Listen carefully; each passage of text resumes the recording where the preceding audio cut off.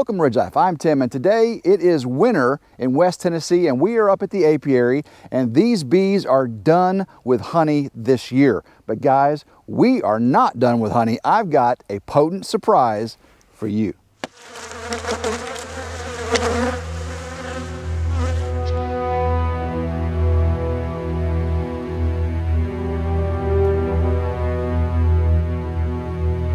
SKOL! Oh yeah! Before we get into that potent surprise I promised you, we've got to get the syrup feeders off of these hives. In the wintertime, everything gets freezing, and that syrup can freeze and create condensation in the top of the colony, and it is a killer for our bees. So we need to get all of the syrup feeders off and get some winter patty on. That's a solid sugar substitute. Get these guys fed, then we'll come back with our potent surprise. We can see it's below 55 degrees, so the bees have not come out. They are in for the duration. Now, if it gets up above 55, they'll come out and do cleansing flights and look for any kind of sugar sources they can get. But right now, they are nestled in like a bug in a rug. Let's get the top off of here, see what we've got. They have taken almost all of the syrup water. It is almost all gone. So that's not going to be too much of an issue there. So let's just get this top off, get it unsealed. They've sealed it for the winter. We're not going to open the bottom boxes because I don't want to crack their seal there, but we can see they have taken almost all of the syrup water in here. Almost all, so just a little bit left. There's a few bees up in there. Look at all the bees at the top, guys. Look at all the bees at the top.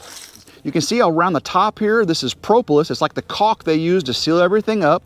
We've already got our inner cover here set for the winter. It means the hole for the entrance is on the bottom. I like to keep it on the top in the summertime, bottom in the winter. Now we're going to be feeding them this pro winter patty, this solid sugar substitute.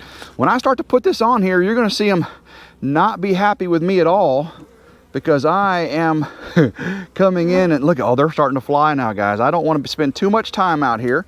I'm just going to put some around each side, give them each one of these colonies, three big old chunks of this. Slide that right there. There we go. Give each one of them, I'll give them 4 chunks. How about that?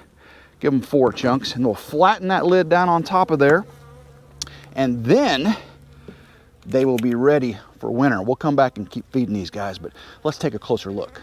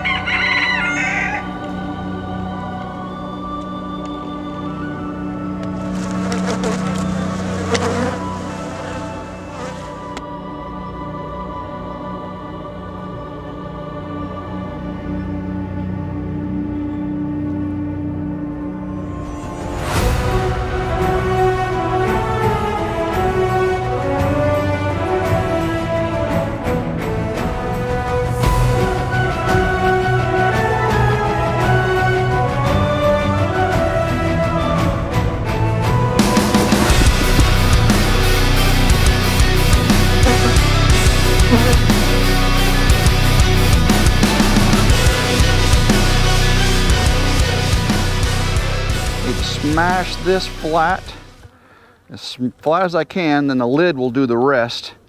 But get it smashed flat. They'll come out here and eat this over the course of the winter, as it gets warm enough for them to go up top like that. But I think that should be flat enough right there. Go ahead and get the lid on. And man, those bees were not happy, were they, coming out that quick like that? But they will be happy now. There we go. Get this pushed on nice and flat. They can get up there, have some sugar. Oh, this one's almost bone dry as well. So we came out just the right time. Now, if we did leave some of this liquid up here and it got warm in the daytime, it would ferment. And we could have drunk bees. Matter of fact, we'd probably have dead bees. But the syrup water would ferment over time. So guys, syrup water ferments. What do you think honey in water does when you add a little bit of yeast? It ferments as well. That creates mead. Oh yeah, SKOL, as the Vikings say. SKOL. SKOL. Cool. Honey wine, mead, and that's what we're gonna make for you today. As soon as we finish getting all these syrup feeders off and getting some winter patty on, we're gonna go back to the Ridge farmhouse, make you some honey wine, mead. SKOL!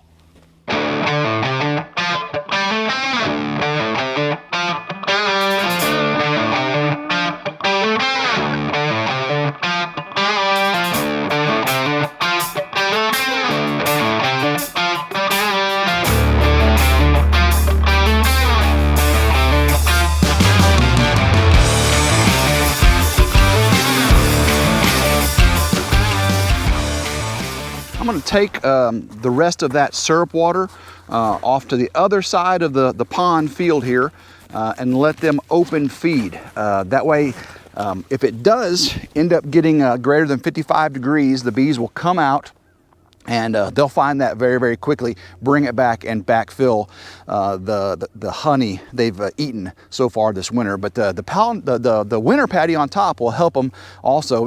There's a lot of honey in there. So really, you don't need to supplement feed your bees, right, Bruce? But we do it anyway. I just feel it's kind of like a insurance policy. I don't see a negative effect to it. So honey mead, honey wine is on store for us. If you've never had honey wine before, totally different than any kind of grape wine you've ever had. You can flavor it, back sweeten it, do all kinds of things to it, but this is gonna be the first time I show it to you. So let's go down to the farmhouse, make some honey wine. SKOL!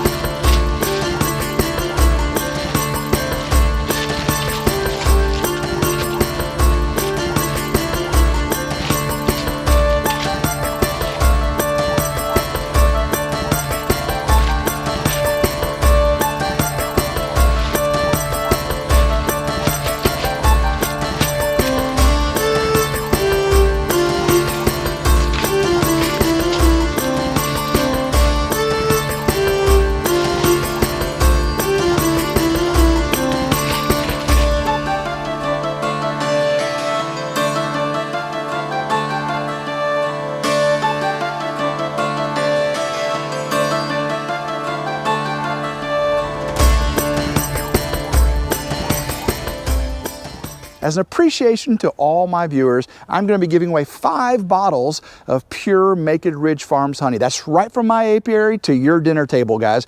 All you got to do to qualify is name my 5 colonies. What are the names? What did I call my 5 colonies? Don't have to have them the right order from left to right. Just name all 5 colonies. Put it down in the description. Now, to be eligible to win, you must have your email address visible on your YouTube account. I need to be able to go to your YouTube, click on your name and be able to see, it's the About tab, and see your email address. Make sure you have your email address viewable to everyone so I can see that. You can take it off later if you want, but I need to be able to email you, those first 5 people, and say, you've won. SKOL. SKOL. SKOL.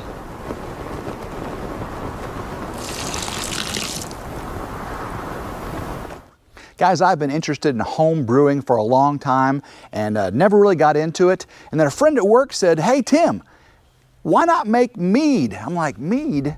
What's mead made out of? Mead is made out of honey. And Tim, you've got honey. You've got your own bees, so you can make all you want. So today, we're going to make our own honey wine, our own special brew of mead. RidgeLife Brew. Mead is very easy to make. You just need some basic materials and time. That's really all you need, basic materials and time. What we've got is some purified water. We've got well water here on the Ridge, so as long as you don't have any fluoride in it, you're good to go. You need small bottles to put your finished mead in, a large 1-gallon jug to ferment. That's where we'll do our fermentation. You need a funnel, you need an airlock, and you need some honey. You need some honey. I got some fresh Ridge honey right here. And guys, we're going to sweeten ours a little bit. We're gonna get a little bit of Ridge flavor. So we've got some halos, those little oranges, and we've got a little bit of cinnamon, okay? And then the most important item, besides your Macon Ridge Farms honey, is yeast. I got a special concoction of yeast right here that's gonna do the fermenting process. Start by preparing our halos. We just want to cut them into pieces that will fit down inside the mouth of that 1 gallon bucket. So got to get them fairly small, and then we'll squeeze the juice in there too. The rinds on these, the halo, the citrus is going to give it a really nice. Now guys, you're not going to taste orange. You're not going to taste cinnamon once it finishes doing its fermentation process. Believe it or not, the alcohol will take all of that out. So let's go ahead and finish preparing these and we will be ready. Today I'm just going to be going over the basics of how to make mead. If you really want to know how to step-by-step make mead, I'm going to have a detailed instructional video coming up very soon on my RidgeLife's Reviews and How-Tos channel. If you're not subscribed to that already, click on that little link right there and you get subscribed to it. That way when that video becomes live, you'll know exactly how to make this mead. Now guys, I've got honey here and there are bees flying around. Look, okay, right there. I don't know if y'all can see it. I've got bees ready to come participate in our mead. That's pretty crazy. So what we've got, I've got a 1 gallon jug, and I'm going to pour it about a third of the way full of, again, sanitized well water. Oh, this is good Macon Ridge Farms well water. You can't beat it. Oh man, this is good stuff. Now, it's a little bit more than room temperature. It's going to help the dissolving process. All right, got about a third full there. Now it's time to get our honey. Ooh, this is this year's honey, and I can't wait to get it poured in. And then let's watch it mix in. Ooh, look at that, guys. We're gonna do 3 pounds of this honey. Get it mixed in.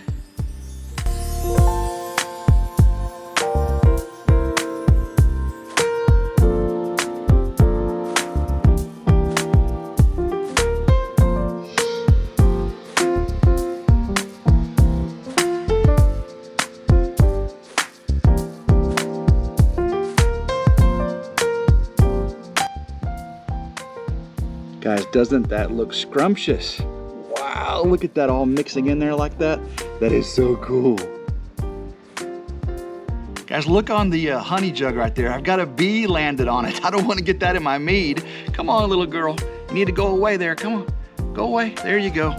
Get her out of here. Let's go ahead and we're gonna do again 3 pounds of honey.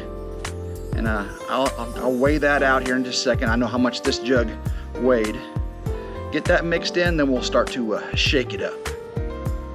Now we've got our honey in there. It's time to get our citrus in. We're gonna again squeeze it, drop it. Squeeze it, drop it. This is gonna give it a little extra RidgeLife kick. And this is gonna get it all mixed up in there. Oh, I can't wait to try this. It takes a while for this process, guys, making mead, but it is so worth it. So worth it.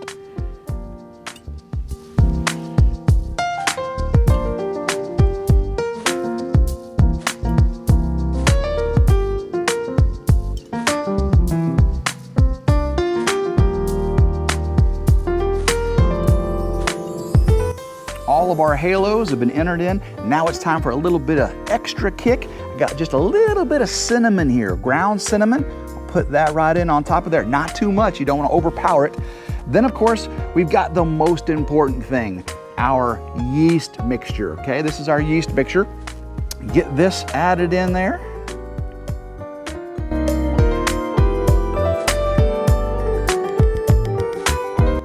Now for the fun part. We get to shake all this up, get it unified, get all that honey mixed in there, get that yeast dissolved, get that citrus making its beautiful flavor in there. Oh, come on, baby, get it going.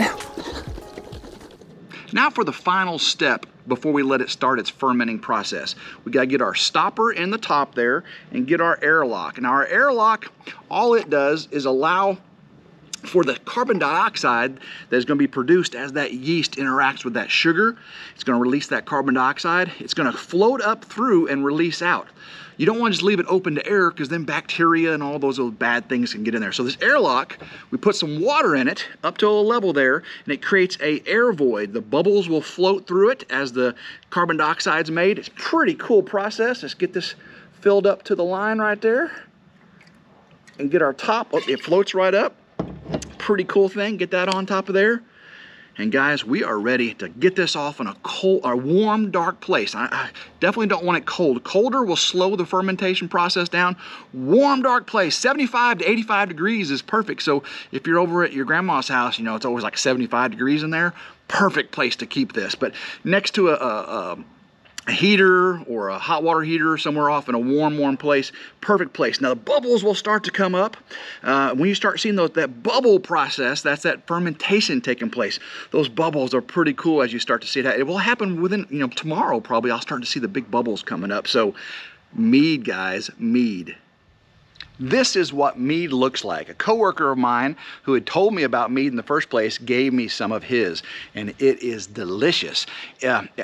I don't know how to explain the taste of mead or honey wine. It's not like a grape juice wine you've had before. Definitely not like a beer or a liqueur or a bourbon or anything. This stuff is pretty cool. So let's take a drink of it and see how it tastes for your viewing pleasure. Now let's get a wine glass and pour our mead.